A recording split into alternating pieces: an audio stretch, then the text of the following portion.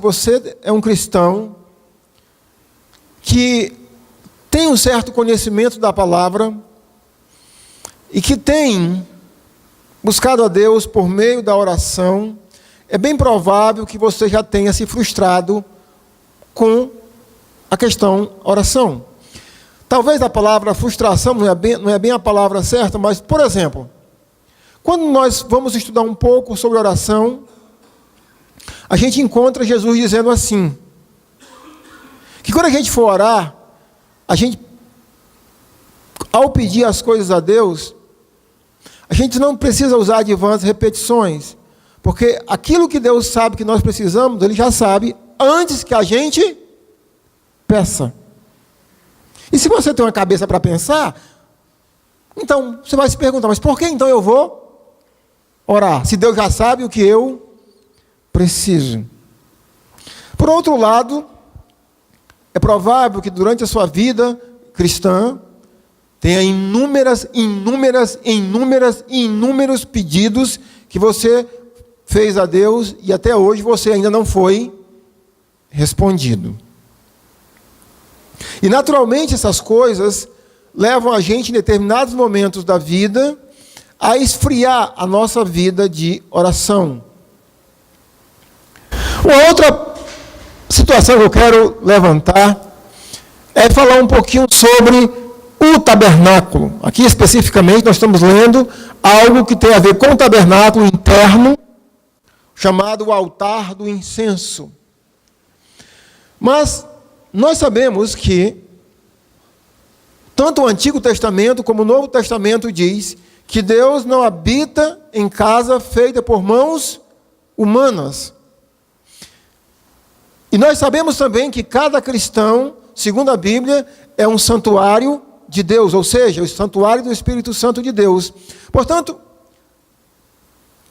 você nunca parou a pensar para meditar sobre se há alguma semelhança, alguma coisa que você poderia entender sobre o tabernáculo, por exemplo, de Moisés e a nossa vida.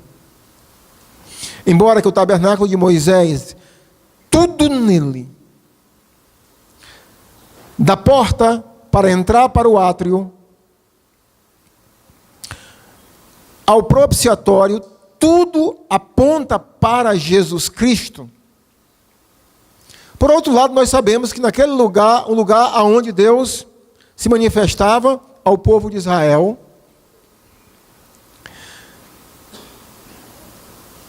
tem algumas situações que podemos pensar sobre a nossa relação com o tabernáculo. De que maneira nós podemos olhar para questões do tabernáculo e nos colocarmos numa situação onde a gente possa meditar e perguntar, o que isso tem a ver comigo? Aqui nós temos uma situação que vamos tentar fazer isso hoje à noite. Pensar sobre o altar do incenso. Antes de irmos exatamente para o altar do incenso, vamos ver o que é o altar do incenso e como ele deveria funcionar. Se você ainda tem dificuldade de entender como é que funcionava o tabernáculo, ou os compartimentos do tabernáculo, imagine só a sua casa. Então a sua casa tem um quintal, não tem? Beleza? O quintal? Então o quintal da sua casa é um belo exemplo para comparar com o átrio. O átrio do tabernáculo.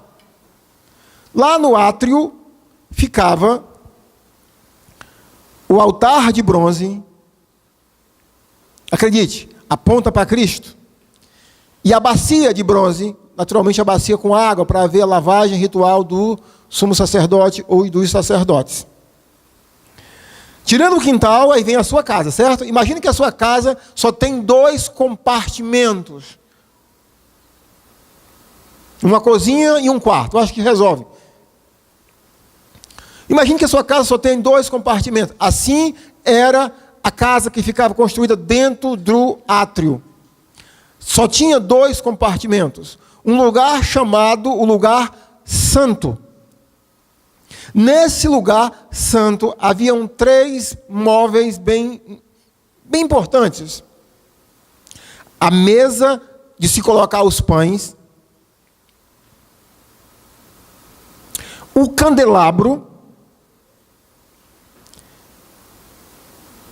e o altar do incenso. O que é interessante, irmãos, é que o altar do incenso, ele ficava numa posição que, entre o limite do lugar santo, que conduzia ao segundo compartimento, que é o santo dos santos, onde estava o propiciatório, ou seja, a arca da aliança e a tampa, naturalmente, o propiciatório. E esse altar do incenso conduzia ao lugar do santo dos santos. Como esse altar do incenso deveria funcionar? Pela manhã, como diz o versículo 7 e 8, pela manhã, o sumo sacerdote entrava lá, Arão queimará sobre ele o incenso aromático, a cada manhã, quando preparar as lâmpadas, ou seja, as lâmpadas do candelabro. Ele acendia as lâmpadas, colocava o azeite específico com as especiarias. Interessante que esse azeite que era colocado no candelabro, além do azeite, haviam substâncias odoríferas. Então, se colocavam substâncias aromáticas sobre o altar do incenso a cada manhã. Verso 8. Ao entardecer, ou seja, no crepúsculo da tarde, quando Arão fosse acender as lâmpadas, novamente ele colocaria incenso para ser queimado, e esse incenso seria continuamente queimado, dia e noite, ali naquele lugar. Era assim que o altar do incenso deveria funcionar. Mas talvez você esteja se perguntando, pastor, qual a relação do altar do incenso comigo? Qual a relação do altar do incenso com a minha vida? Como eu deveria fazer alguma aplicação dessa situação aqui do altar, como ele funcionava com a vida cristã? Quais são as aplicações? Vamos fazer pelo menos 5 aplicações na nossa vida com o altar do incenso e o funcionamento dele. A primeira, meus irmãos, é a gente pensar sobre do que era feito o altar do incenso. Eu não sei se você percebeu, o altar do incenso ele era feito de madeira de acácia, coberto de ouro. Lembra que eu falei ainda há pouco que tudo o que tinha no tabernáculo apontava para quem? Para Jesus Cristo. Mas cada móvel também que tem no tabernáculo aponta para Jesus Cristo. Porque essa madeira, meus irmãos, mesmo sendo uma madeira de lei, como nós a chamamos, mas nós sabemos que a madeira, com o decorrer dos anos, ela se desgasta, ela apodrece. A madeira aponta para a humanidade de Jesus Cristo. Mas o ouro, do que a madeira era revestida, e naturalmente aquilo não ia acabar, aponta para a divindade de Jesus Cristo. Ou seja, o altar do incenso representa Jesus Cristo. Madeira e ouro. Isso significa, meus irmãos, que para mim e para você, a base pela qual as nossas orações chegam diante de Deus é por causa do altar que é Jesus Cristo. O livro aos Hebreus nos ensina que nós não temos um sumo sacerdote fraco. Nós temos um sumo sacerdote que se compadece de nós. E quando estamos passando por momentos de lutas, de tentações, de provações, e nos achegarmos a esse sumo sacerdote que é Jesus, ele nos fará adentrar ao trono da graça do Senhor. O próprio Deus. A nossa oração só chega ao trono da graça de Deus por causa de Jesus Cristo, que é o nosso sumo sacerdote. O altar do incenso é um tipo de Cristo. Um outro detalhe que quero falar um pouco ainda sobre o altar do incenso, ou seja, a respeito da pessoa de Jesus, é que de que maneira nós devemos orar. É bem provável que você nunca vai ver o pastor Ernesto fazer uma oração e no final dela não falar essa frase, em nome de Jesus. Jesus nos ensinou a orar assim. E às vezes eu percebo que um ou outro irmão ainda tem dificuldade de orar no sentido de que a quem pedir. Escute. Toda vez que a gente vai orar, é assim que o Novo Testamento nos ensina, a oração tem que ser feita sempre pedindo em nome de Deus o Pai. Observe que quando o apóstolo Paulo faz as suas orações, ele diz, em nome de Deus, Pai. Mas ele pede em nome de Deus, Filho. A oração sempre deve ser direcionada a Deus Pai, pedindo em nome do Filho. Jesus nos ensinou a orar, dizendo assim, tudo quanto pedirdes em meu nome. Naturalmente isso tem a ver com a autoridade de Jesus. E ao olhar para essa situação, o altar do incenso, irmãos, a gente tem um vislumbre maior.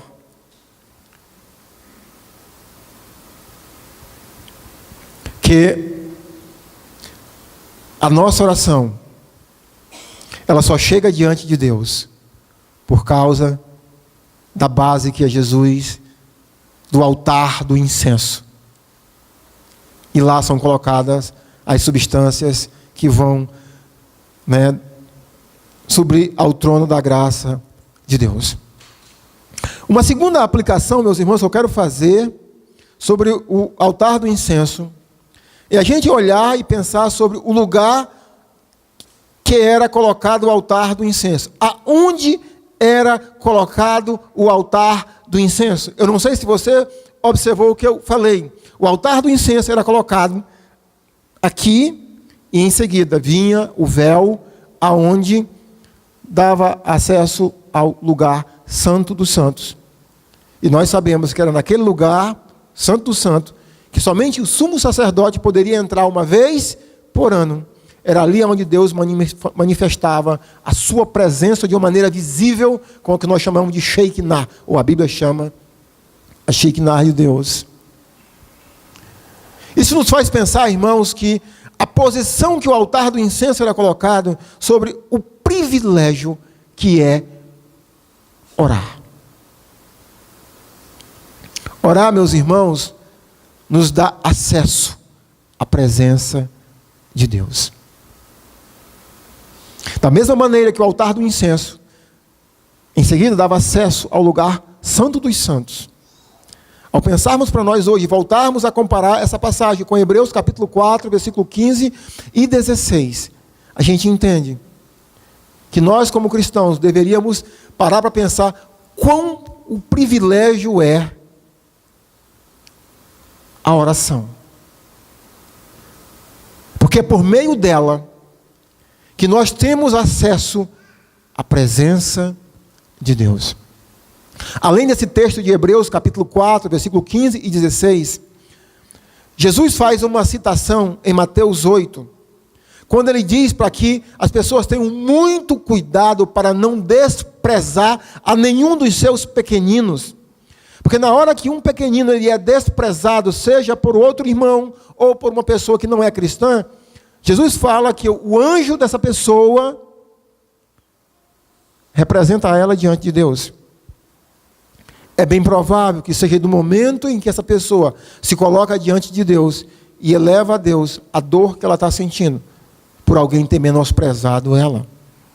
A nossa oração, irmãos, nos dá esse acesso à presença de Deus, e você e eu, irmãos, deveríamos nos sentir privilegiados de podermos conversar com Deus.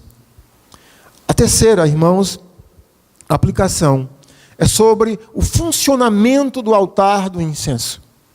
Aqui nós temos no versículo 7 e 8 que esse altar do incenso, ele funcionava dia e noite, ou seja, as substâncias odoríferas que eram colocadas sobre ele, era tanto durante o dia como durante a noite, e aqui no versículo 8, a parte final diz assim, será incenso contínuo perante o Senhor pelas vossas gerações. Isso aponta, irmãos, que a vida cristã, ou a vida do crente, deveria ser assim. O apóstolo Paulo nos instrui que nós deveríamos orar de que maneira? Sem cessar. Aqui o altar do incenso, ele funciona às 24 horas do dia. Eu espero que você não esteja entendendo que o crente tem que passar 24 horas de joelho orando a Deus. Não é isso que a Bíblia nos ensina. Mas o que a Bíblia nos ensina é que nós deveríamos ter um estilo de vida em relação à oração, que em todo tempo nós deveríamos estar, assim como o altar do incenso, assim como o incenso queimando e subindo, a presença de Deus, que as nossas orações deveriam ser colocadas sobre Jesus, ou seja, sobre o altar, dia e noite.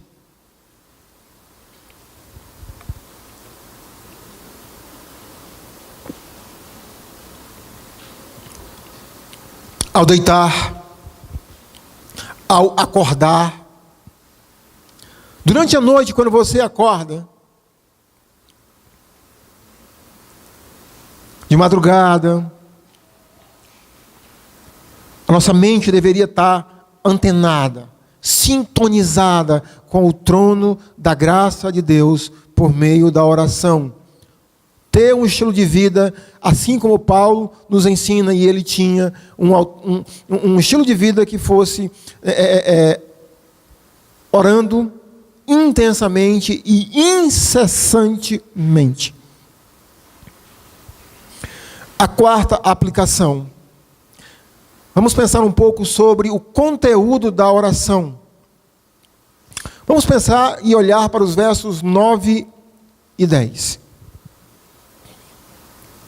Não oferecereis sobre ele incenso estranho, nem holocausto, nem oferta de manjares, nem tampouco derramareis libações sobre ele.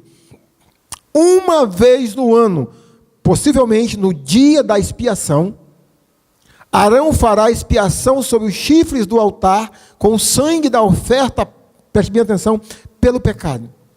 Uma vez no ano fará expiação sobre ele pelas vossas gerações, santíssimo ao Senhor. Eu quero meditar um pouco, irmãos, nos próximos minutos sobre o conteúdo da nossa oração.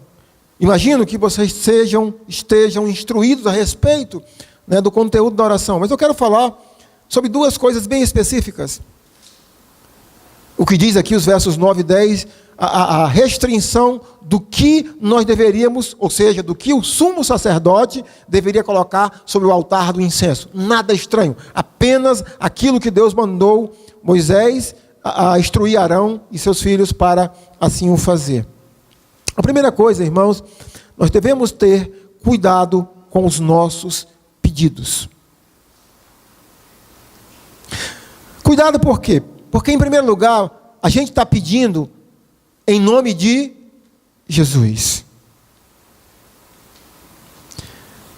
E a observação que você deve fazer, que eu devo fazer, ao fazer um pedido de oração, seria mais ou menos esse: Jesus pediria o que eu estou pedindo? Jesus sanciona o que eu estou pedindo?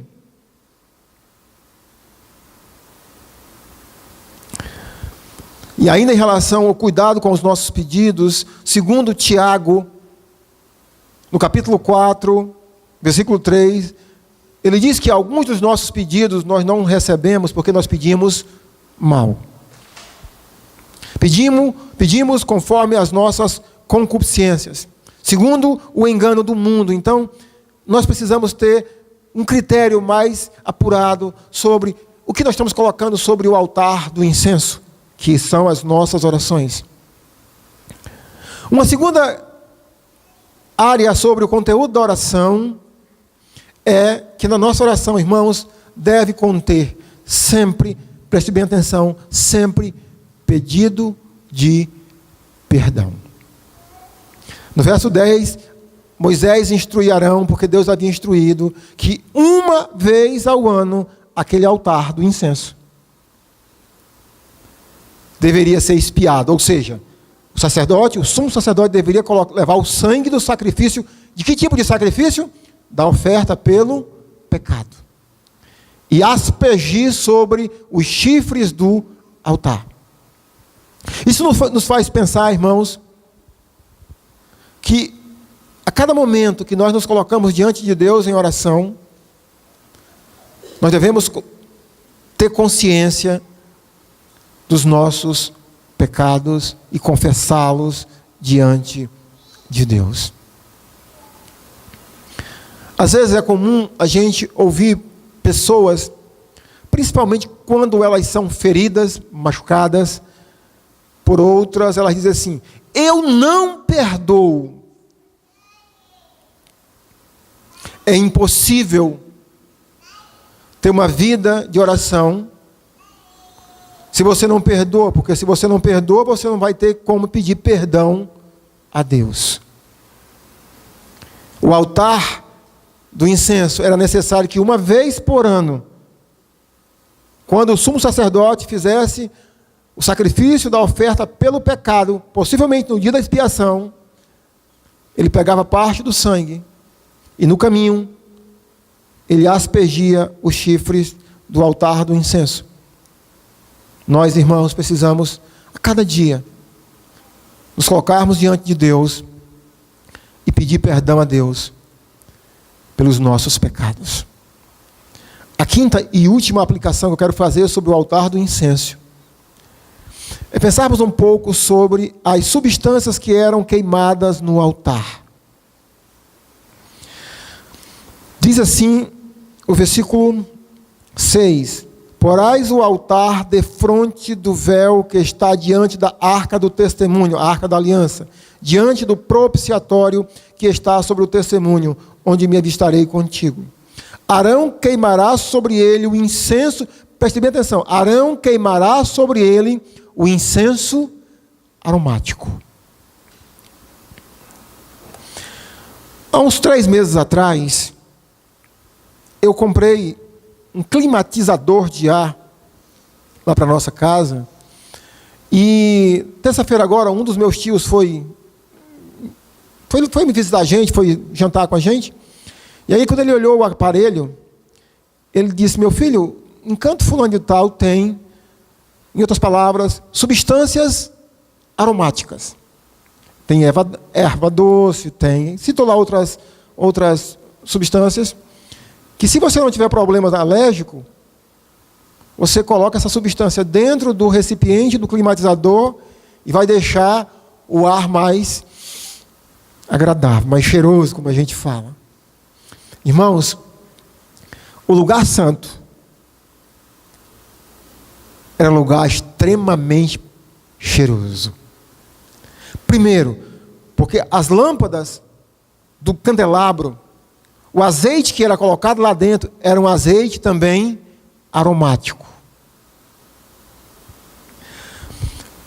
As substâncias aromáticas que eram colocadas sobre o altar do incenso também eram substâncias aromáticas. Você imagina o odor agradável naquele lugar. E nós sabemos que o altar do incenso, ou seja, quando se queimava o incenso, o livro de Apocalipse diz que esse incenso é as nossas orações. Ah, irmãos, como isso me impactou. A despeito de, às vezes, a gente pensar que a nossa oração não passou do teto, que Deus não respondeu ou que Deus não ouviu a nossa oração. Escute o que eu vou lhe dizer. A oração de um filho de Deus é um aroma suave e agradável ao nosso Deus. Deus sente prazer quando você eleva a Ele, eleva as suas orações. Quando você coloca diante dEle. Quando você coloca as suas orações diante de Deus, é um incenso aromático. É agradável a Deus. Isso nos dá, irmãos, motivação para nos achegarmos mais a Deus por meio da oração. Amém? A nossa oração, por meio de Cristo, ela é um incenso aromático ao nosso Deus.